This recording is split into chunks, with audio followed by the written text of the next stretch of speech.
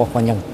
Dari Salman radhiyallahu anhu meriwayatkan, pada hari terakhir bulan Sya'ban, Rasulullah SAW berkhutbah kepada kami, wahai manusia, kini telah dekat kepadamu satu bulan yang agung, bulan yang syarat dengan berkah. Di dalamnya terdapat satu malam yang lebih baik nilainya daripada 1000 bulan. Inilah bulan yang Allah tetapkan saum pada siang harinya sebagai fardu dan salat tarawih pada malam harinya sebagai sunnah. Barang siapa ingin mendekatkan dirinya kepada Allah pada bulan ini dengan satu amalan sunnat, maka pahalanya seolah-olah ia melakukan amalan fardu pada bulan-bulan yang lain. Barang siapa melakukan amalan fardu pada bulan ini, maka dia akan dibalas dengan pahala seolah-olah telah melakukan 70 amalan fardu pada bulan yang lain. Inilah bulan kesabaran, dan ganjaran bagi kesabaran yang sejati adalah surga. Bulan ini juga merupakan bulan simpati terhadap sesama. Pada bulan inilah rezeki orang-orang beriman ditambah. Barang siapa memberi makan untuk berbuka saum kepada orang yang saum, maka kepadanya dibalas dengan keampunan terhadap dosa-dosanya dan dibebaskan dari api neraka jahanam. Dan dia juga memperoleh ganjaran yang sama sebagaimana orang yang puasa tadi, tanpa sedikit pun mengurangi pahala orang yang berpuasa itu. Kami pun berkata, ya Rasulullah, tidak semua orang di antara kami mempunyai sesuatu yang dapat diberikan kepada orang yang puasa untuk berbuka. Rasulullah SAW menjawab, Allah SWT akan mengaruniakan balasan ini kepada seseorang yang memberi buka walaupun hanya dengan sebiji kurma atau seteguk air atau seisap susu.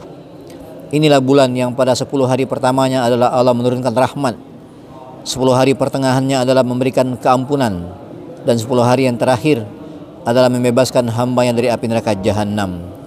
Barang siapa yang meringankan beban hamba sahayanya pada bulan ini, maka Allah SWT akan mengampuninya dan membebaskannya dari api neraka. Perbanyaklah pada bulan ini 4 perkara. 2 perkara dapat mendatangkan keridhaan Rabbmu, dan yang 2 lagi kamu pasti memerlukannya. 2 perkara yang mendatangkan keridhaan Allah yaitu hendaknya kalian membaca kalimat thayyibah dan istighfar sebanyak-banyaknya. Dan 2 perkara yang kita pasti memerlukannya yaitu hendaknya kamu memohon kepadanya untuk masuk surga dan berlindung kepadanya dari api neraka jahanam. Dan barang siapa memberi minum kepada orang yang puasa untuk berbuka, maka Allah SWT akan memberinya minum dari telaga Haud yang sekali minum saja dia tidak akan merasakan haga.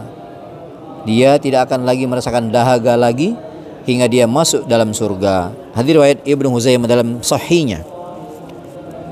Para ahli hadis telah membicarakan sebagian perawi hadis di atas, tapi hadis yang berkenaan dengan keutamaan amal soleh ini juga boleh diamalkan dan dipertimbangkan, terutama bila kandungan hadis tersebut diperkuat oleh riwayat-riwayat yang lain.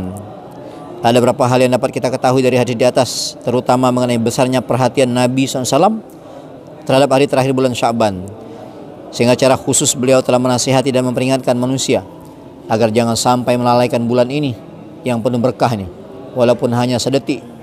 Setelah memberi nasihat itu, juga setelah menerangkan seluruh keutamaan bulan Ramadan, secara khusus beliau juga telah menunjukkan kepada kita mengenai beberapa hal penting. Pertama, Lailatul Qadar yang pada hakikatnya adalah satu malam yang sangat penting. Mengenai Lailatul Qadar ini akan diterangkan pada pasal yang lain secara khusus.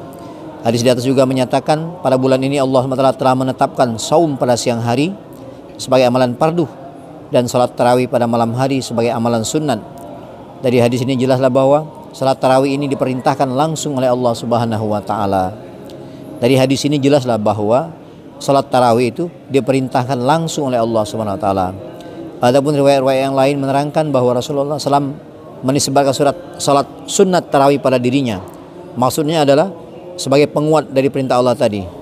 Oleh karena itulah para imam mazhab sunnah wal jamaah sepakat bahwa salat tarawih adalah amalan sunnah. Ditulis dalam kitab Burhan bahwa tidak ada seorang pun dari seluruh kaum muslimin yang mengingkari kesepakatan ini, kecuali kaum Rawafid, kaum Syiah. Maulana Syah Abdul Haq Dehlawi dalam kitabnya Ma'asabata bis Sunnah menulis dari beberapa kitab fikih bahwa jika penduduk suatu kota meninggalkan salat tarawih, maka pemimpin Islam hendaknya memaksa mereka dengan kekuasaan agar mereka melaksanakannya. Di sini terdapat satu hal yang penting yang perlu diperhatikan secara khusus, yaitu pada umumnya orang berpendapat cukup hanya selama 8 hari atau 10 hari saja mendengarkan Al-Quranul Karim dalam sebuah masjid, kemudian berhenti. Padahal kalau diperhatikan, ternyata ada 2 sunnah yang berbeda. Pertama, membaca seluruh Al-Quran dan mendengarkannya dalam salat tarawih adalah sunnat yang tersendiri. Kedua, melaksanakan salat tarawih selama bulan Ramadan penuh adalah sunnat yang tersendiri juga. Jadi, bila kita melakukannya seperti tadi, berarti kita hanya mengamalkan satu sunnah dan meninggalkan sunnah yang lain. Adapun bagi orang yang sedang melakukan perjalanan ataupun karena alasan yang lain hingga sulit baginya untuk melaksanakan salat tarawih di suatu tempat, maka sebaiknya ia membaca seluruh Al-Quran dalam beberapa hari hingga perjalanannya itu tidak mengurangi pembacaan Al-Qurannya. Tapi jika ada kesempatan baginya melaksanakan salat tarawih di suatu tempat, maka hendaknya dia melaksanakannya. Dengan demikian, pahala mendengarkan bacaan Quran dan salat tarawih tidak tertinggal dan urusan pekerjaannya pun tidak terganggu. Insyaallah yang mulia, apa kita dengar kita baca, mudah-mudahan menjadikan iktibar kita niat amal yang menyampaikan. Subhanakallahumma bihamdika asyhadu an la ilaha illa anta astaghfiruka wa atubu ilaik. Wassalamualaikum warahmatullahi wabarakatuh. Ya belum. Insyaallah. Lepas Pak. Oh iya. Pak Dokter rekam terus ya. Alhamdulillah. Alhamdulillah bisa muat terus HP Pak Dokter.